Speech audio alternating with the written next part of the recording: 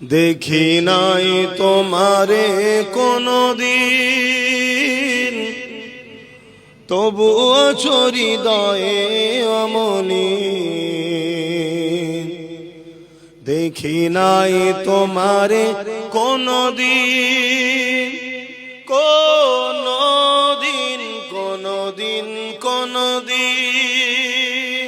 হে নবী নবীজি আমার, তুমি আছো হৃদয়ের গভীরে, তুমি আছো হৃদয়ের গভীরে। ভুলবো তোমায় বলো কি করে। কোরআনের পথ যত খুঁজেছি, হে নবী তোমায় তত চিনেছি। কোরআনের পথ যত খুঁজেছি, হে নবী তোমায় তত চিনেছি। কোরআনই জানিয়েছে আমায়, ওয়ারাফা'না লাকা যিকরাক। হে নবী নবীজি আমার, তুমি আছো হৃদয়ের গভীরে।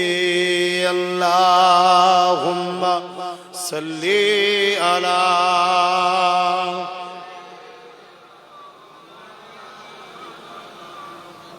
বাবেরা, নওজওয়ানেরা, তরুণেরা, দীর্ঘ 23 বছর ধরে ধারাবাহিকভাবে আমার রাসূলুল্লাহর উপরে এই পবিত্র আল কোরআন নাজিল হয়েছে, যেটা মনুষ্য জাতির জন্য হুদাল লিন্নাস, শুধু মুসলমানদের গাইড বুক নয়, এটা মনুষ্য জাতির জন্য মহান স্রষ্টা পাঠিয়েছে। এই কোরআন যতটা মুসলমানদের গাইড বুক, এই কোরআন হলো হিন্দুদেরও গাইড বুক। সাগমন করে খ্রিস্টান, নাসারা, জৈন, বৌদ্ধ সমস্ত মানুষের জন্য মহান স্রষ্টা এই কোরআনকে পাঠিয়েছে। এই কোরআন হলো হুদাল লিন্নাস। এই কোরআন মানুষকে অন্যায় এবং সত্যের পার্থক্য বোঝায়। এই কোরআন মানুষকে ইহদিনাস সিরাতাল মুস্তাকিম, সঠিক সরল রাস্তা দেখায়। এই কোরআন মানুষকে নাজাতের রাস্তা দেখায়। এই কোরআন মানুষকে বিপদ থেকে বাঁচায়। এই কোরআন মানুষকে ন্যায় সত্য রাস্তা দেখায়। এ যুবকেরা, তরুণীরা, বাপেরা, এ নবী পাকের প্রেমিকেরা, এই বলে দিয়ে যায়, এই কোরআনকে রিসার্চ যারাই করেছে তারাই কোরআনের প্রেমিক হয়ে গেছে। আজকে সেই কোরআন আমার বাংলায় অবমাননা হবে, আর বাংলা 4.5 কোটির উপরে মুসলমান, আমরা খামোশ ভাবে এটাকে মেনে নেব, আইনের আওতায় যাব না, এর বিরুদ্ধে লড়বো না, এমন করে চুপচাপ হয়ে রয়ে যাব। মনে রেখে দিও, আল্লাহর পক্ষ থেকে জালিমের উপরও তোমার আসবে, তোমার আমার উপরও কিন্তু শাস্তি আসবে।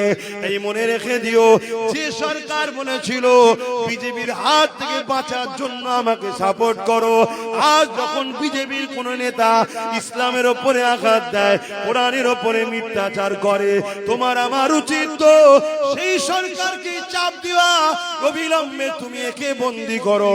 যদি না বন্দী করো, দ্বিতীয়বার আর তোমার কথাকে গুরুত্ব দেব না। ঠিক তো নাকি? এটাই তো সুযোগ। কিন্তু মনে হয় তোমাদের সাথ দেবে, হ্যাঁ? কিন্তু আমার একটা কথা মনে হয় কি জানেন, আমি বিগত দিন দেখেছি, খুব যখন চাপে পড়ে যায়, ধরতে যত না দেরি করে, জামিন হতে তাতে তাড়াতাড়ি হয়ে যায়। এরকম হালকা কেস দেওয়া ছেড়ে যায়। এই কথা বুঝে আসছে না? নাই? কিন্তু আমাদের ডিউটি আছে না নাই চাপ দিবা? হ্যাঁ, দিতে হয়।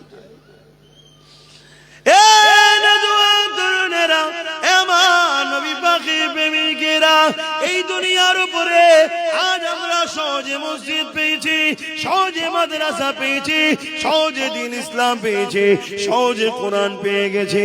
তাই আজকে আমাদের কোরআনের উপরে, দ্বীন ইসলামের উপরে, এমন করে মসজিদ মাদ্রাসার উপরে আমাদের অত না দরদ নাই। এই মুসলমানের ঘরে ছেলেরা যেভাবে বেঈমান নেতাদের জন্য লড়াই করছে, যেভাবে বেঈমান নেতাদের পিছনে সময় দিচ্ছে, তার থেকে যদি 1% এই মুসলমানের ঘরের ছেলে আল্লাহর ঘরে সময় দিত, দিনের জন্য সময় দিত, কোরআনের প্রেমে সময় দিত, রাসূলুল্লাহ জিন্দেগি জীবন নিলে সময় দিত। মনে রেখে দেন এই মুসলমান ঘরের ছেলে রে, আল্লাহ তোমাকে দুনিয়া তো শানওয়ালা করে দিত, আখিরাতও আল্লাহ তোমার জন্য জান্নাত নসিব করে দিত। আর নবী ছেড়ে দিয়ে, আল্লাহ ছেড়ে দিয়ে, কোরআন ছেড়ে দিয়ে, দিন ছেড়ে দিয়ে যাদের পিছনে ঘুরে বেড়াচ্ছ, তারা তোমাদেরকে চুষে চুষে চুষে তোমাদেরকে বঞ্চিত করতে করতে করতে এমন জায়গায় চলে গেছো, কেউ যদি মুসলমানকে আজকে দিনে কতল করে, কালকে তাকে জামিন করিয়ে ফুলের মালা পরানো হবে। দেখলেন না কিছুদিন আগে এই কলকাতায় প্যাটিস বিক্রি করা লোকটাকে যারা মেরেছিল, তাদেরকে জামিন করে নিয়ে যে শুভেন্দু মালা পরিয়েছে না পরায়নি? আবার ওই শুভেন্দু আন্দোলন করছে বাংলাদেশের ভাইয়ের পক্ষে থেকে। ভালো কথা, আমরাও আন্দোলন করেছি, আমরা বাংলাদেশ হাই কমিশনারকে লিখিত দিয়েছি শাস্তির জন্য, কেন মানুষ মানুষের পাশে দাঁড়াবে। কিন্তু তোর মতন তোকে মানায় এটা? মানায়? এখানে আর একটা কথা মনে পড়েছে, একটু বলি নাকি? এগুলো জানিয়ে দেওয়া দরকার তো নাকি?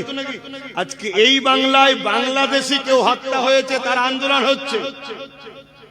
আমি হওয়ার পক্ষে, বিরুদ্ধে নয়, কিন্তু এই আন্দোলনের বিরুদ্ধে মমতা ব্যানার্জি কি বলছে যে বাংলাদেশে মেরেছে, ওটা বাংলাদেশে যে আন্দোলন করে এখানে নয় বলছে। কিন্তু এই বাংলাদেশে আমাদের ভোটে হওয়া সরকার বলছে ওয়াকাফের আন্দোলন এখানে নয়, দিল্লি গিয়ে করো। বলেছে না বলেনি? কেন জানে? কেন জানে? এদেরকে যা খুশি বলো, ভোটের সময় 500 দেবো, আবার নিল। এই জন্য আমাদের গুরুত্ব নাই। আর ওকে বললে খবর আছে, কেন? ওই তো টিকিয়ে রেখেছে একে। যত পাচ্ছে মুসলমানদের গাল দিচ্ছেন, আমরা মুসলমান ভয়ের কোলে বসে। কথা বুঝছেন তো? অসুবিধা হচ্ছে নাকি? কষ্ট হচ্ছে? বাপেরা বোঝেন, কেননা এই দিনের জন্য আমার রাসূলুল্লাহ অনেক কষ্ট করেছে।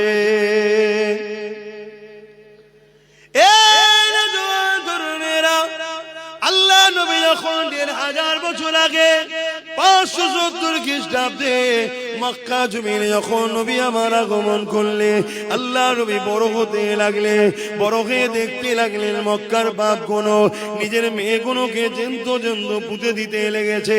আল্লাহ নবী বড় ব্যথিত হতে লেগেছে, নবী আমার বড় কষ্ট পেতে লেগেছে। মক্কা জমিনে ছেলেরা নিজেদের মায়ের সঙ্গে নোংরা কাজ করতে লেগেছে। এ যুবকেরা, তরুণেরা, শাম থেকে শুরু করে, পারস্য থেকে শুরু করে, রোম থেকে শুরু করে, এইভাবে নারীদেরকে অবজ্ঞা করা হতে লেগেছে। এইভাবে জমিনের উপরে সন্ত্রাসবাদীদের দাবদাবা বেজে গেছে, অন্যায় অত্যাচার স্টিম লোড়া চলতে লেগেছে। এই দুনিয়ার গরিব দুঃখী অসহায়গুলো বাজারে আলু পটলের মতো বিক্রি হতে লেগেছে। যাদেরকে ধনীরা খরিদ করে নিয়ে যে তাদের উপরে অমানবিক অত্যাচার করছে, তাদেরকে হত্যা পর্যন্ত করতে লেগেছে। এই দৃশ্য দেখে আল্লাহ নবী বড় ব্যথিত হতে লাগলো। 40 বছর বয়স হয়ে গেল, আমার আল্লাহ বা নবী পাকের উপরে ওহী নাজিল করে দিলে, নবী আমার দ্বীনের প্রচার শুরু করে দিলে, মানুষকে ন্যায়ের দিকে ডাকতে লাগলে, নারীদের অধিকারের জন্য কথা বলতে লাগলে, নারী হত্যা বন্ধ করার কথা বলতে লাগলে, গরিবদেরকে অধিকার দিবার কথা বলতে লাগলে। মানুষ কখনো মানুষের প্রভু হবে না, মানুষ কখনো মানুষের কিদুদাজি হবে না, মানুষকে আজানের কথা আল্লাহ নবী বলতে লাগলে। এই জমিনের উপরে একদল লোক আছে, ক্ষমতা জোরে মানুষের প্রভু হয়ে থাকতে চায়। তারা দেখতে লেগেছে মুহাম্মদ রাসূলুল্লাহকে কি করে রুখা যায়। যদি না রুখা যায়, মুহাম্মদ রাসূল ইনসাফের কথা বলে, ইনসানিয়াতের কথা বলে, গরিবের পক্ষে কথা বলে, নারীর অধিকারের কথা বলে, মানবতার কথা বলে, মানুষ কখনো মানুষের কিদুদাজি হবে না, এই কথা মুহাম্মদ রাসূল বলে। তাই তারা আমার নবী পাককে রুখার জন্য, এ যুবকেরা, তরুণেরা, আল্লাহ নবীর উপরে অনেক অত্যাচার করেছে। কাবার সামনে নবী দ্বীনের মেসেজ দিচ্ছিল, আবু জেহেল এসে আমার নবী পাকের গায়ে হাত পর্যন্ত তুলে দিয়েছে। এ নবীর উম্মতেরা, একবারও কি তোমার দিল কাঁদে না তোমার রাসূলের দ্বীনের জন্য? তোমার কি মন একবারও কাঁদে না যে রাসূলুল্লাহ তোমার আমার কাছে তিনটে জিনিস রেখে গেল? প্রথম নম্বর হলো কিতাবুল্লাহ, আল্লাহ পাকের কোরআন। দ্বিতীয় নম্বর হলো সুন্নাতে রাসূলি, আমি রাসূল আমার সুন্নাত। তিন নম্বর হলো আহলে বাইতি, আমি নবী আমার খানদান। কিয়ামত পর্যন্ত এই তিনটেকে যারা মুহাব্বতের সঙ্গে মজবুত করে ধরবে, দুনিয়া তো অসুবিধা হবে না, আখিরাতেও চিন্তা থাকবে না।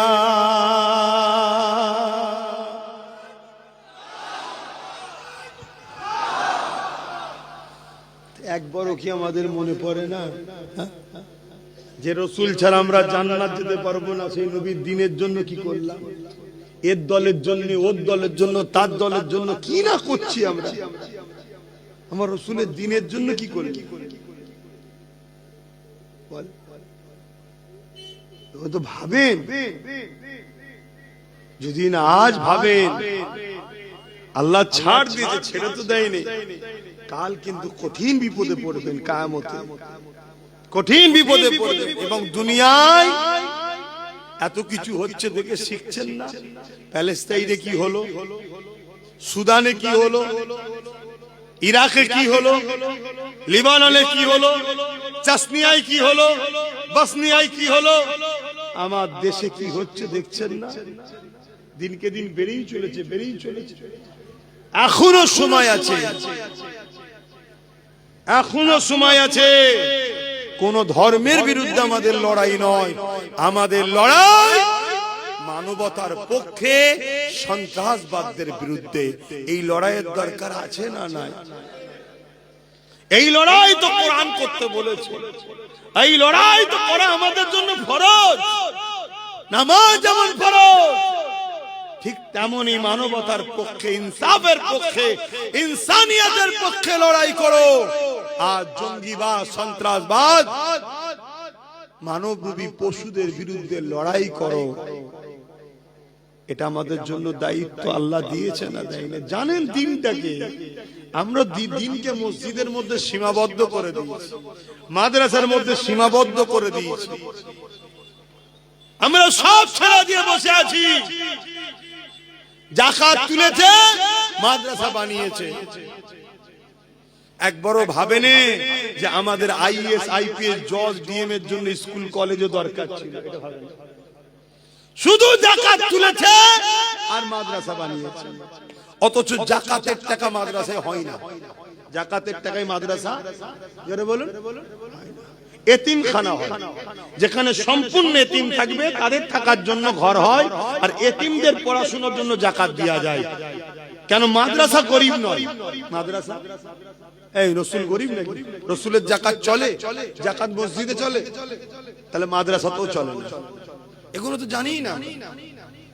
হ্যাঁ, ওই মাদ্রাসায় 10টা এতিম আছে, দিবার সময় বলে দিতে হবে এতিমদেরকে থাকা, খাওয়া, পড়াশোনার জন্য আমি খরচ দিলাম। কথা মাথায় ঢুকছে? যেখানে এতিমরা থাকে, এতিমদের থাকার ঘর করা যাবে। খুব বোঝে। তাহলে আমাদের উচিত ছিল না স্কুল কলেজ করা? আইএস, আইপিএস, ডব্লিউবিসি, জজ, ডিএম, বিডিও, আমাদের রাজনীতির নেতা তৈরি করা দরকার ছিল না? ছিল না? করেছে? এখনো সময় আছে, ভাবেন, এখনো সময় আছে। ছেলেগুলোকে পড়া, সবাইকে মৌলভী সাহেব করবো এই স্বপ্ন যাবেন না। সবাই যদি মৌলভী সাহেব হয়, মসজিদ একটা আর গ্রামে হাফেজ 10টা, মৌলভী সাহেব 10টা, ও মসজিদের ভেতরে ঢুকে গুতুগুতি হবে। যদি ঠিকও পড়ায় তাও লোক মারবে, কেন? ওকে তাড়াতে পারলে আমার চান্স। হাফেজ হওয়ার পরেও যদি তুরস্কের প্রেসিডেন্ট দেশ চালাতে পারে, তাহলে আমার বাচ্চাকে হাফেজ করব, আমার শখ করুন। কিন্তু পাশাপাশি কেন আমার বাচ্চাকে ডাক্তার বানাতে পারবো না? অপারেশন করার সময় কোরআন পড়বে। শুনছেন তো নাকি?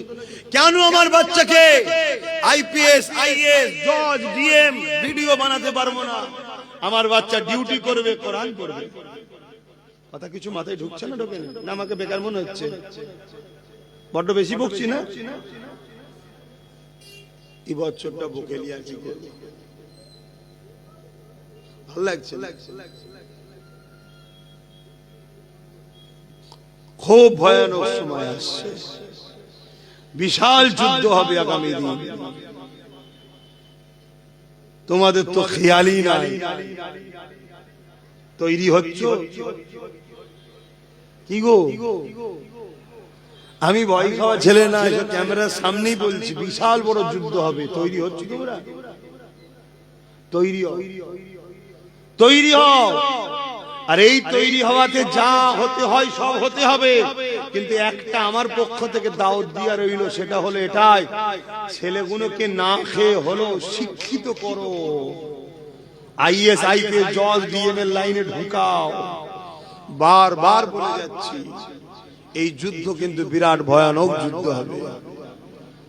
ভাবো, যদি ভাবার হয় ভাবো, না ভাবার হয় তুমি তোমার ঘরে যে খাবে, আমি আমার ঘরে চলে যাচ্ছি, আল্লাহ ভরসা। দেখা যাক, কোন একটা জায়গায় কেউ বাপের মতো, কেউ ভাইয়ের মতো আপনারা, তাই বুঝাচ্ছি। দেখো না চারিদিকে কি হচ্ছে, খেয়াল করে দেখো। একটা লোক ইনসাফের জন্য কি ইনসাফ পাচ্ছে? যা দিন এই দুনিয়া জমিনে সাহাবা হুজুরদের থেকে নিয়ে, ইমাম মুস্তাহিদ ফুকা থেকে নিয়ে, এই জমিনের উপরে মানবতার পক্ষে, ইনসাফের পক্ষে, ইনসানিয়াতের পক্ষে, গরিব দুঃখীদের পক্ষে, এতিমদের পক্ষে, বিধবাদের পক্ষে, এ নওজওয়ানেরা আমরা লড়াই করেছি। ততদিন এই জমিনের উপরে আল্লাহ আমাদেরকে ইজ্জতওয়ালা করে রেখেছিল, এই জমিনের উপরে আল্লাহ আমাদেরকে শানওয়ালা করে রেখেছিল, এই জমিনের উপরে আল্লাহ প্রতিনিধিত্ব আমাদেরকে দিয়েছিল।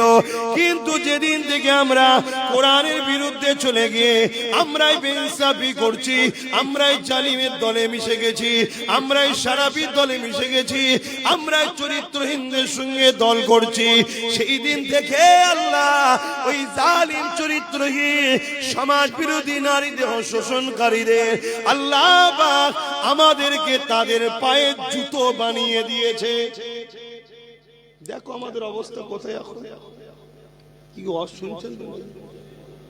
ঘুমিয়ে বললেন না, অসুবিধা হচ্ছে? তাহলে ভুলের মাসুল দেখুন আমাদের অবস্থা কি বলে। যাদের হয়ে চাটুকারিতা করছি তারাই আমাদের মসজিদের দুশমন, যাদের হয়ে বুথ দখল করেছি তারাই আমার অখাবের দুশমনদের সাথে হাত মিলিয়ে দিল।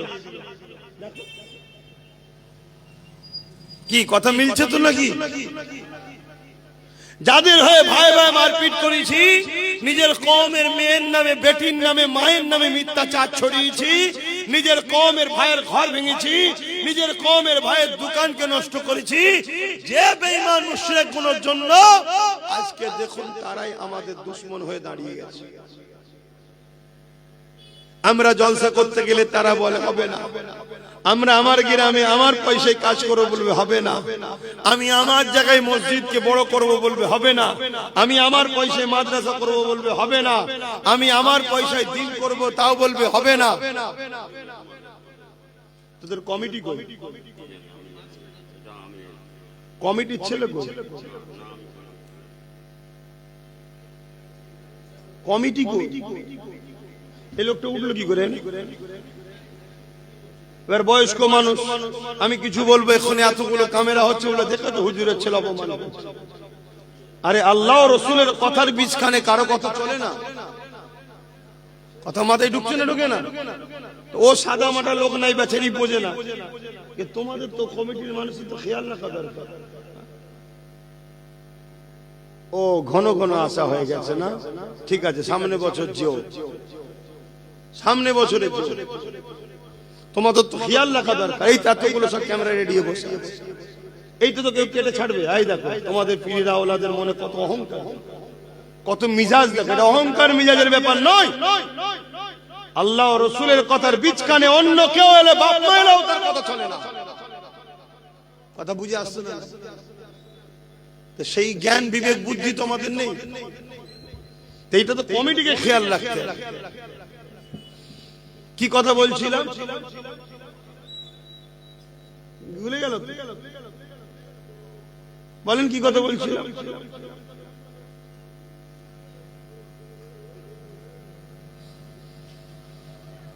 এইরকম ওয়াজের পিছনে ডিস্টার্ব হলে না আমার খেয়াল থাকবে না আপনাদের খেয়াল থাকবে। আমার তো ধিৎকার লাগছে জলসা মাহফিল করা, কিন্তু ভালোবাসার মানুষগুলো এমন ভাবে টানাটানি করে দাওয়াত দিয়ে ফেলি, কিন্তু ধিৎকার লাগছে জলসা মাহফিল। সেই মহব্বত নেই, সেই আদব নেই, সেই ভক্তি নেই। আর ওই একতরফা বলা হচ্ছে, একতরফা শুনছে, কাজের কি হচ্ছে কিছু বুঝাই যাচ্ছে। আজকে এত বড় একটা কথা ইসলামের বিরুদ্ধে, কোরআনের বিরুদ্ধে, এত বড় বড় মিথ্যাচার প্রকাশ্য বলে বেড়াচ্ছে, তাদের কোনো শাস্তি হচ্ছে না। তাহলে মুসলমান, কাল তোমাকে আমাকে যখন কতল করবে মনে হয় শাস্তি হবে? তোমার আমার দাম কি কোরআনের থেকে বেশি? তোমার আমার দাম কি ইসলামের থেকে বেশি? তাহলে ইসলামের উপরে আঘাত দিয়ে, কোরআনের উপরে আঘাত দিয়ে যদি আসামিদের শাস্তি না হয়, তাহলে আফরাজুল সানাউল থেকে শুরু করে যতজনকে হত্যা করেছে এদের আসামিদের বিচারের আশা করে, বা আবার নতুন করে যত মুসলমানকে মারবে বিচারের আশা করে কোনো লাভ আছে? আর এটাই আল্লাহর পক্ষ থেকে ফয়সালা, তোমাকে আমাকে মার হবে, জালিমদের দিয়ে মারাবে আল্লাহ। কেন? তুমি আমি আল্লাহ ও রাসূল ছেড়ে যাদের প্রাধান্য বেশি দেব, সূরা বাকারাতে আল্লাহ বলছে আমি আল্লাহ তাদের হাতেই তোমাদেরকে মিটাবো। আমার নওজওয়ানেরা, তরুণেরা, এই কোরআনকে নিয়ে যুগে যুগে হাজারো ষড়যন্ত্র হয়েছে। এই কোরআনকে ভুলবার করার জন্য পৃথিবীর জমিনে লক্ষ কোটি ডলার টাকা যুগে যুগে ধরে খরচ করে আসছে। কিন্তু মনে রাখবেন, এই কোরআনের কাছে সবাইকে মাথা নত করে দিতে হয়েছে। দুনিয়ার সব বিষয় যখন সবাই দরজা বন্ধ করে দেয়, নতুন নতুন মুসিবতের কোনো সমাধান খুঁজে পায় না, ওই জায়গায় কোরআন দুটো হাত তুলে বলতে লেগেছে, আসো আসো, প্রতিটা সমস্যার সমাধান একমাত্র দিতে পারে আমি কোরআন, আমি দিতে পারি। আমার দেশের হুকুমত নোটবন্দি করলো কি জন্য? সন্ত্রাস মুক্ত করবে বলে। পেরেছে? বলুন বলুন। আর আমার রাসূল মক্কা মদিনা থেকে এমন সন্ত্রাস বন্ধ করেছে, আজকে 1450-1500 বছর হয়ে গেল। মক্কা মদিনায় সন্ত্রাস তো দূরের কথা, আপনি যদি 1 কিলো সোনার একটা বাক্স বিস্কুট ওপেন যদি রাস্তায় ফেলেও রাখেন, 1 মাস পরেও যদি যান ওটাকে পাবেন। এ শুনছেন তো নাকি? এটা কোরআন দ্বারা সমাধান হয়েছে। আজকে যারা কোরআনের বিরোধী করছে, তাদের রাজত্বকালীন রেপ যেন পুরি মুরগির মতো হচ্ছে, প্রতিনিয়ত কন্টিনিউ রেপ হচ্ছে। অথচ কোরআন 1500 বছর আগে যে রাজ শিখিয়ে দিয়ে গেছে, সেই মক্কা মদিনাতে রেপ তো দূরের কথা, কোন নারীর দিকে কেউ বুড়াই নজরে তাকানো, ইফটিজিং করার এখনো পর্যন্ত কেউ সাহস পায়নি। বলুন সুবহানাল্লাহ। এটা কোরআনের মধ্যে শুনছে, এরা আবার কোরআনের সমালোচনা করছে। বাবেরা, নওজওয়ান, তরুণেরা, এ নবী পাকের প্রেমিকেরা, কোরআন শরীফকে যারা মুহাব্বত করে, ভালোবাসে, প্যার করে, কোরআনের পক্ষে যারা দাঁড়াবে, কিয়ামতের দিনে আল্লাহ পাক কোরআনকে সুন্দর করে সাজিয়ে দেবে, যেটা লৌহে মাহফুজে রয়েছে। ওই কোরআন কিয়ামতের দিনে আল্লাহ পাকে আরশে আজিমের নিচে এমন করে হাঁটাহাঁটি করতে থাকবে, আল্লাহ পাক তাকে কুদরতি ক্ষমতা দেবে। ওই সময় সে কোরআন আল্লাহ বলবে, আমার কালামুল্লাহ, আপনি কি আমার কাছে আজকে কিছু চান? ওই সময় কোরআন বলতে লাগবে, ও রব্বি আল্লাহ পাক, দুনিয়ায় যারা আমাকে সিনার মধ্যে রেখেছিল, মহব্বত করেছিল, পড়েছিল, চুমা দিয়েছিল, আদর করেছিল, আজকের কঠিন দিনেতে আমি আল্লাহ আপনার কাছে তাদের জন্য শাফাতের আশা করি। আল্লাহ নবী জানিয়ে দিলে, ওই কিয়ামতের দিনে কোরআনের প্রেমিকদের ঘরে আল্লাহ কোরআনের নাজাতের ওসিলায় নাজাত দিয়ে দেবে। আরো জোরে বলুন সুবহান।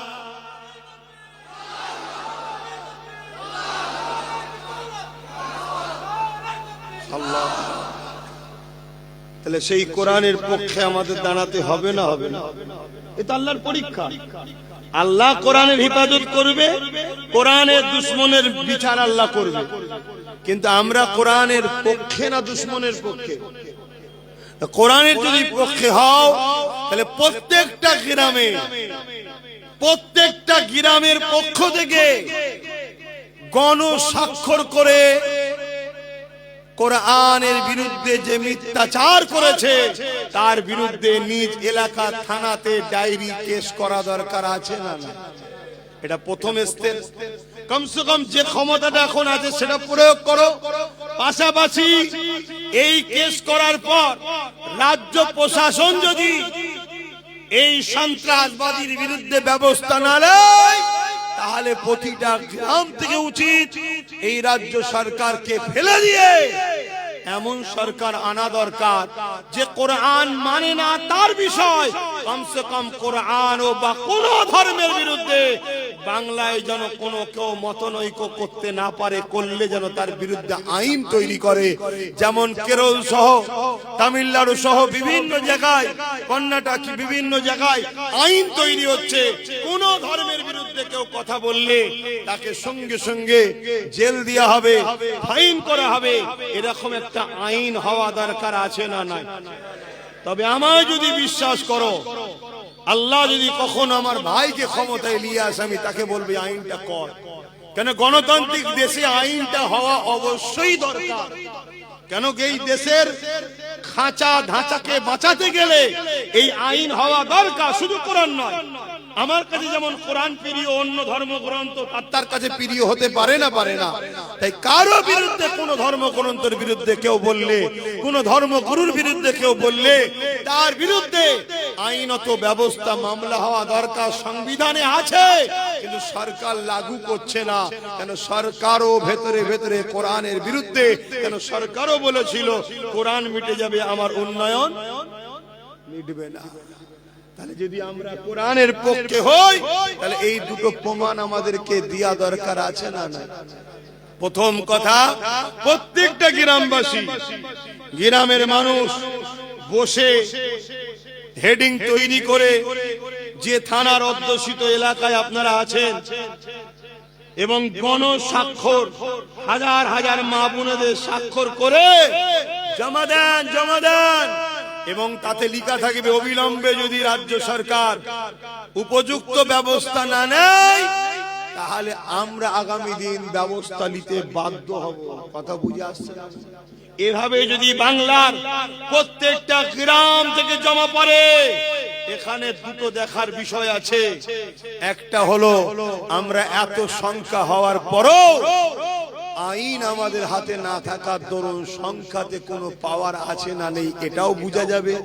দ্বিতীয় নম্বর কথা, তোমার চাপে পড়ে হলো, ইচ্ছা না থাকলেও তোমার চাপেতে কোরআনের দুশমনকে তুমি যদি জেল ঢুকাতে পারো, হতে পারে আল্লাহ তোমাকে গণতান্ত্রিক দেশে এটাই আর নাজাতের ওসিলা করতে পারে। জোরে বলুন সুবহানাল্লাহ। কেন এটা সর্বধর্মের দেশ। এখানে আমরা সংবিধান বিরোধী কোনো কাজ করতে তো পারি না, কেন এটা আমার ইসলাম ইজাজত দেয় না যে দেশকে ভালোবাসবো সেই দেশের আইনকে মান্যতা দিতে হবে। এটাকে মাথায় রাখা দরকার আছে না? কিন্তু এটা না করে অনেক ছেলে আবার আছে, এটাকে নিয়ে দোষ করেছে একজন, আর এমন কোন কাজ করবে, সাজা ভোগ করবে নিরীহ লোক, ওটাও কিন্তু কোরআনের পক্ষে দাঁড়িয়ে কোরআনের বিরোধী করা হয়ে গেল। কারণ আল্লাহ পাকের কোরআন বলেছে, কেউ যদি একটা নির্দোষ মানুষের উপরে জুলুম করে, হত্যা করে, সে যেন পুরো মানুষ জাতিকে হত্যা করে দিল। আল্লাহ নবী কোরআন, আল্লাহ পাকের কোরআন আরো জানিয়েছে, কেউ যদি একটা মানুষকে সাহায্য করে, একটা মানুষের বিপদে সাথ দেয়, সে পুরো মানুষ জাতিকে বিপদ মুক্ত করে দিল। তাহলে সেই কোরআন কখনো হিংসা ছড়াতে পারে? তাহলে উদ্দেশ্য কিছু আছে না নাই? একটা চুক্তি হয়েছিল মক্কার মুসলমানদের সাথে, মক্কার মুশরিক জালিম অত্যাচারী শাসকদের সাথে। এটা যুদ্ধের চুক্তি, মনে রাখবে। চুক্তি হয়েছিল। কি চুক্তি? শান্তি চুক্তি। সেই চুক্তিকে, অনেক বড় কথা, সেই চুক্তিকে যখন মক্কার ওই জালিম মুশরিক অত্যাচারী শাসক আবু জেল, উতবা, সাইবা, আবু লাহাব বাহিনীরা ভঙ্গ করে, যখন সেই চুক্তিকে ভঙ্গ করে মুসলমানদের হত্যা করে, জুলুম করে, অত্যাচার করে, তখন আল্লাহ পাক বললেন, তারা যখন শান্তি চুক্তি ভঙ্গ করে তোমার ভাইদের ঘরে মুসলমানদের উপরে, নিরীহ মানুষের উপরে জুলুম অত্যাচার করছে, এই যারা করছে এদের বিরুদ্ধে তোমাদেরকে লড়াই করার ইজাজত দিলাম। যেখানে পাবে তাদেরকে বন্দী করো, তাদেরকে কতল করো, কারণ এরা সমাজে শান্তি বিঘ্ন করছে। শুনছেন তো নাকি? এদের মধ্যে থেকে যারা এই জুলুম করেনি বা জুলুম করেও ফেলেছে, যদি ক্ষমা চেয়ে এলাই, আল্লাহর কোরআন তার পরের আয়াতে বলছে তাদেরকে তোমরা ক্ষমা করো এবং নিরাপদ জায়গায় তাদেরকে থাকতে দাও। বলুন সুবহানাল্লাহ।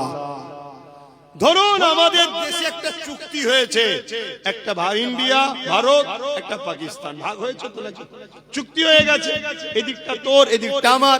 কিন্তু দেখা যাচ্ছে এই চুক্তিকে ভঙ্গ করে পাকিস্তান যদি আগ বেরিয়ে এসে আমার দেশের উপরে জুলুম করে, অত্যাচার করে, দেশবাসীকে বোম মারে, গুলি করে, শান্তিকে নষ্ট করে, চুক্তিকে ভঙ্গ করে, আমার দেশের আইন ব্যবস্থা বা আমার দেশ তখন কি বলবে? যেখানে পাবে পাকিস্তানিদেরকে মারো। কি বলা দরকার আছে? কেন? তারা চুক্তি ভঙ্গ করেছে, আইন অমান্য করেছে, একটা সিস্টেমকে ব্রেক করে সমাজে সন্ত্রাসী শুরু করেছে, খুন শুরু করেছে, নারীদের উপর অত্যাচার শুরু করেছে। অতএব এদেরকে শাস্তির দরকার আছে না? সেই রকম একটা সিস্টেম মক্কার তৎকালীন সময় যারা শাসক ছিল, আবু জেল, উতবা, সাইবা, আবু লাহাব, এরা বড় বড় ক্ষমতাশালী, সমাজ বিরোধী, চরিত্রহীন ছিল। এরা মক্কা মদিনার উপরে, সাহাবা হুজুরদের উপরে বড় জুলুম অত্যাচার করেছে। তার জন্য একটা চুক্তি হয়েছিল, সন্ধি হয়েছিল। এই সন্ধিতে একতরফা মক্কার মুশরিক জালিম অত্যাচারীরাই বলেছিল, একতরফা বলেছিল, আমার রাসূল শান্তির স্বার্থে সব মেনে নিয়েছিল, সব মেনে নিয়েছিল। এমনকি আমার রাসূল পাক সাল্লাল্লাহু আলাইহি ওয়াসাল্লামের নাম মুবারককে রাসূল লিখাতে তারা বলেছিল রাসূলটা কাটতে হবে। আল্লাহ নবী নিজে হাতে করে মুছেও দিয়েছে শান্তির স্বার্থে। শুনছেন? এরপরে ওই মুশরিক জালিম অত্যাচারী গুলো তারা জোর করে জুলুম করে এই শান্তি চুক্তিকে ভঙ্গ করে মুসলিমদের হত্যা, মুসলিমদের নারীদের উপর অত্যাচার, তাদের পশুকে ক্ষতি করা, তাদের ক্ষেত খামারকে ক্ষতি করা, নানা রকম ভাবে ক্ষতি শুরু করেছে। আল্লাহ পাক তখন বললেন 4 মাস যে যুদ্ধের মাস নিষেধ আছে, যখন পার হয়ে যাবে, এরা যখন জুলুম করছে, অতএব এদেরকে উপযুক্ত শিক্ষা দিবার ইজাজত তোমাদেরকে দিলাম। কথা বুঝে আসছে না? আজকে যেমন এইটার যদি হওয়ার দরুন, জালিমকে বিরুদ্ধে লড়াই করার দরুন, সন্ত্রাসদের বিরুদ্ধে লড়াই করা, যদি কোন একটা ধর্ম বা ধর্ম গ্রন্থের উপরে কেউ আঘাত দেয়, আর এটা মূলত বাংলাদেশে একটা আমার গায়ের ইসলাম ভাইকে কিছু লোক পিটিয়ে মেরে আগুন দিয়ে পুড়িয়ে দিয়েছে, দেখেছেন তো? দেখেছেন? আচ্ছা, এই কাজটাকে আপনারা কেউ সাপোর্ট করেন? এই মেরে দেওয়া পুরানো ইসলাম ইজাজত আছে? ইসলামে তো পুরানোই হারাম। ইসলামে যদি কারো কার্টুন তৈরি করে পোড়াও, ওটাও ইসলামে নিষেধ। এই যে আমরা আন্দোলন করতে গিয়ে অনেক সময় বিভিন্ন নেতাদের কার্টুন তৈরি করে পোড়াই না, ওটাও ইসলাম বিরোধী। কিন্তু আবেগে করে ফেলে অনেক, ওটাও কিন্তু ইসলাম বিরুদ্ধে। কেন ইসলাম পুরানোর পক্ষে নয়, কেন এই চেহারাটাকে আল্লাহ বড় সুন্দর করে বানিয়েছে, ইসলাম ইজাজত দেয়নি। কিন্তু আমার প্রশ্ন হচ্ছে, বাংলাদেশে আমার এক ভাইকে হত্যা করা হয়েছে, পুরানো হয়েছে, এটা নিন্দনীয়, এটা অন্যায় কাজ। যারা করেছে সমাজ বিরোধী, তারা জঙ্গি সন্ত্রাস যাই বলবে, তাদের সর্বোচ্চ শাস্তি আমি মনে করি মৃত্যুদণ্ড দেওয়া দরকার। কিন্তু বাংলাদেশের আইন কি করবে, তার দেশের আভ্যন্তরীণ ব্যাপার তারা জানে। কথা বুঝে আসছে না? নয় কিন্তু এইটা হওয়ার দরুন যদি কোরআন দোষী হয়ে যায়, কেন ওখানে নাকি মুসলমানরা মেরেছে বা নরের তকবীর আল্লাহু আকবার দিয়েছে, এই কারণে ইসলাম ও কোরআন যদি দোষী হয়, তাহলে আমার ভারতবর্ষে আফরাজুলকে জ্যান্ত মানুষটাকে আগুন দিয়ে পুড়িয়েছিল যারা, তারা তো হিন্দু সমাজে, তারা জয় শ্রীরাম বলে। এরকম অহরহ আমাদের দেশে হচ্ছে না, হয়নি? জয় শ্রীরাম বলে বলে পিটিয়ে পিটিয়ে মারছে না, মারে না, খুন করছে না, করে না। তার জন্য কি তাহলে আমরা মুসলমান বলবো যে রাম জঙ্গি ছিল? এই বলবো?